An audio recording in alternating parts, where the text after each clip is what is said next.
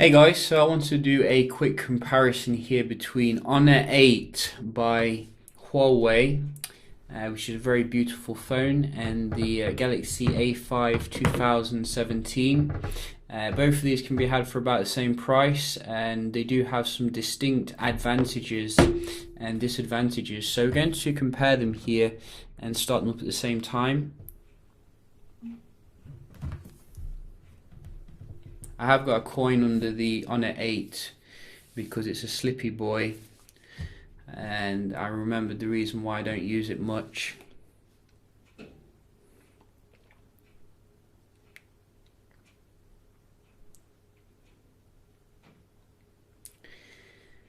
Oh, so Honor 8 does start on first here, which is nice, and it is to be expected, I guess, because we do have a flagship level processor in the actual Honor 8, which is Kirin 950.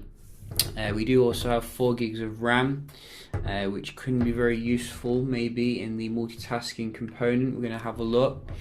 So we'll just start off here opening up a few apps and see how responsive they are. This is EMUI versus Samsung's TouchWiz.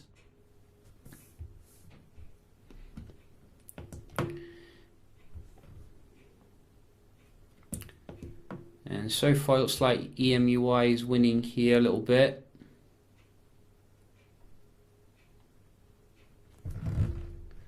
When it comes to the apps opening.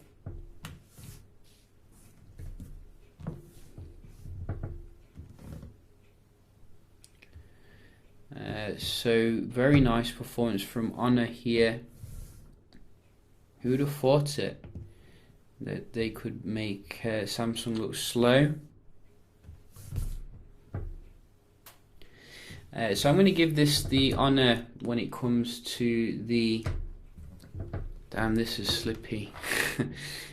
When it comes to your apps opening. And we're just going to have a look here at when it stops moving. We're going to look at the speed test here. In fact, the coin's not really working very well, is it? Let's be honest. Hopefully we can just keep it steady. Whoops. Don't want to do it that way. So we're just starting with the Honor here. Both are connected to 5G Wi-Fi. Wow. Look at that. It's got some life about it. Is that going to work? Yeah, that's better. So we do the A5 here. They shouldn't make phones with shiny back. I mean, it really annoys me. Mi 5 had that problem as well. You can see the A5 comfortably beats the Honor 8 when it comes to your speed, which is very nice. In terms of the Wi-Fi, very impressive stuff, in fact, because I wouldn't expect that usually from a more kind of mid-range processor. So we're just going to open up a few websites here, see if we can see the raw page load.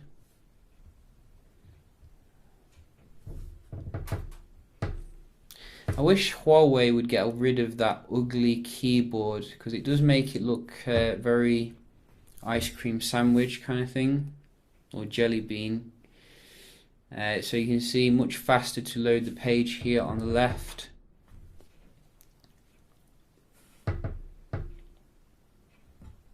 We are using Google Chrome. Both have the same kind of resolution, Full HD obviously. So we can just open up a page here. Gotta say, you know, the display on the Honor isn't that good compared to the A5, which has the OLED AMOLED display. and is generally much brighter here in terms of the luminosity. You can really see it on the web browsing. So if display is your thing, you're going to have to bear that in mind. I think one more page, GSM. But overall, I think you can see here the Honor seems to be very fast when it comes to the web browsing, although that was more A5. So very nice performance from Honor here, and we're just going to check out the multitasking. So maybe that extra gig of RAM will come in handy. Or I didn't actually open up any games, so we'll do that first. Oops, I've just cleared all the memory. Not the best speed test in the world. Come on, we can make it. So I'm just going to open up everything again and get rid of this Apple. Let's just try again, shall we? There we go. And another one.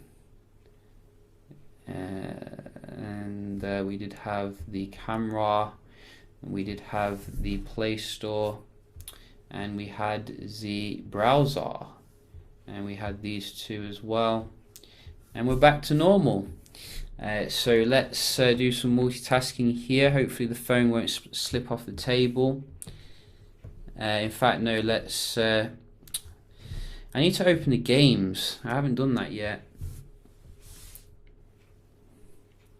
Not had any coffee today, you can probably tell. So you can see the game a little bit faster here with the Honor 8, which is what I would expect. Farming Simulator, yes, my favorite game here.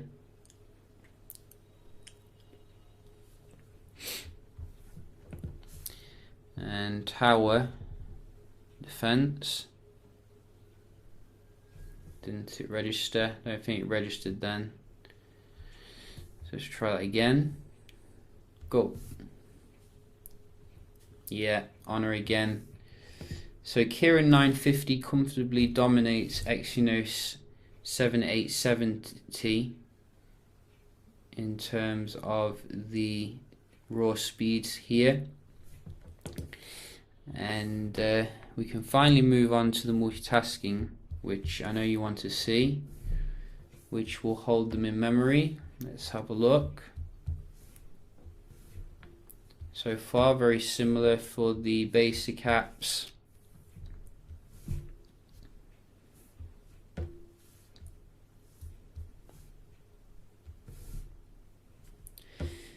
Which is good. Let's try the camera. A little bit more responsive if you ask me on the Honor, but the A5 is doing mightily well considering it has less RAM. You know, I'm not going to criticize it here too much. Look at that, very nice RAM management. We're going to open up some games. So a little bit delay there with the A5, but it did keep it in memory, which is good. We do have as well tower thing, you can see, very similar.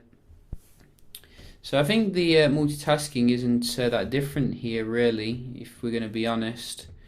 It doesn't seem to be anyway. I don't think I clicked it then, but you can see you go straight back in there.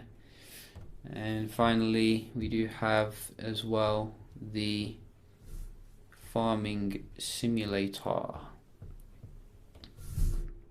Beautiful. So props to the A5 here for keeping up with the Honor 8 when it comes to the multitasking, but overall I'm probably going to go with the Honor 8 being the victor here in terms of the speed and performance. But obviously, as I said, you know, there are some things else to consider here that you should take into, you know, consideration, such as the dual camera on the Honor 8. It gives you nice bokeh effects when you're using the camera. I think the camera experience overall on the A5 is a bit disappointing this year. There's no optical image stabilization and no 4K as well video recording. It seems that you get more modes on the Honor 8, which is something to consider. However, the A5 does hit back with a better screen. As I did say, the screen on the Honor 8 does look pretty dull compared to the one on the A5. You're also getting a much nice set of protection when it comes to waterproofing, full waterproofing on the A5 Type C. Both of them do actually have Type C, slightly different speaker positioning, which could be good for your gaming. And I think both of them come with 32 gigs internal storage, so not a massive difference there. So how would I summarize this? I'd say if you're into your performance, you want your nice performance, go for the Honor 8. Overall, it's an exceptionally nice phone with the dual camera as well, which I think is going to give you a better camera experience. But if you're looking for a better screen, arguably better software experience as well, I do prefer TouchWiz, I think, over EMUI. It just looks much more nice, particularly notification area and the multitasking. You're going to get that on the A5, I think. It's probably as well the battery will be better based upon some of the tests that I've seen.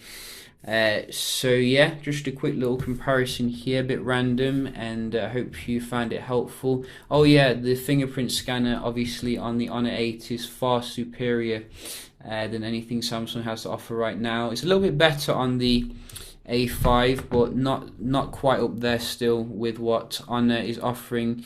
However, I did forget to mention the active display, which you do get on the new Samsung phones. That could be useful for checking out your notifications on the lock screen.